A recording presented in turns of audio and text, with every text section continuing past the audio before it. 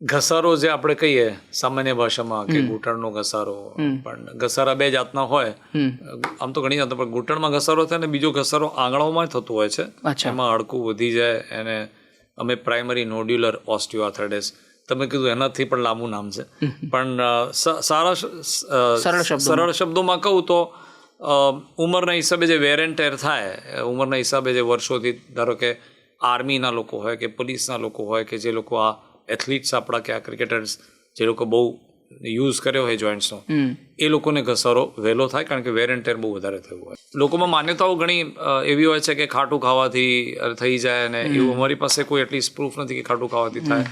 પછી એ લોકોને એવું માનો છે કે આનો કોઈ ઈલાજ નથી, એટલે ઘણીવાર ડૉક્ટર્સ પાસે જતા જ નથી કે આર્થરાઇટિસનો કોઈ ઈલાજ જ નથી, તમારે આજીવન લાઈફ ટાઈમ લેવું જ પડે. તો મારો હંમેશા આર્ગ્યુમેન્ટ એમ એવું હોય છે કે થાઇરોઇડ પણ તો લાઈફ ટાઈમ છે, ચશ્મા પણ તો લાઈફ ટાઈમ છે, એટલે એના જેવી વસ્તુ છે. બ્લડ પ્રેશર પણ લાઈફ ટાઈમ છે, ડાયાબિટીસ પણ લાઈફ ટાઈમ છે.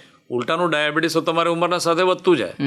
આ રોગો અમુક એવા છે કે જે ઉંમરના સાથે ધીમે ધીમે ઓછા થતા જાય, કારણ કે તમારી ઇમ્યુન સિસ્ટમ જેમ ઉંમર થાય ને થોડી વીક થતી જાય, એમ ઓટો ઇમ્યુન રોગો થોડા ઘણીવાર ઓછા બી થતા જાય છે તીવ્રતા. એટલે આ બધી માન્યતાઓ ઘણીવાર લોકોમાં ખોટી હોય, એને કારણે લોકો જાય નહીં, એને કારણે ડિલે થતું હોય. એક્સરસાઇઝ નથી કરતા. એઝ ઇન્ડિયન્સ આપણે મને લાગે છે આપણે લોકો હવે ઘણી જાગૃતતા આવી ગઈ છે.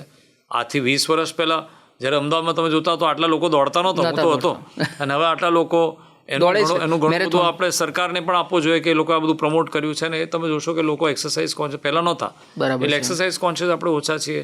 આપણું ખાવાનું, ગુજરાતી ખાવાનું, ગળપણ આટલું બધું, શુગર, હાઈ કેલરી ફૂડ, તમે કીધું એમ પ્રમાણે જંક ફૂડ, મોબાઈલનો યુઝ, એટલે આ બધા જો પ્રોબ્લેમ્સ આપણે ઓછા કરીએ તો બધા જ રોગો ઓછા થાય. અને રૂમેટોઇડ એટલે આર્થરાઇટિસ એનો એક પાર્ટ જ છે આ બધાનું.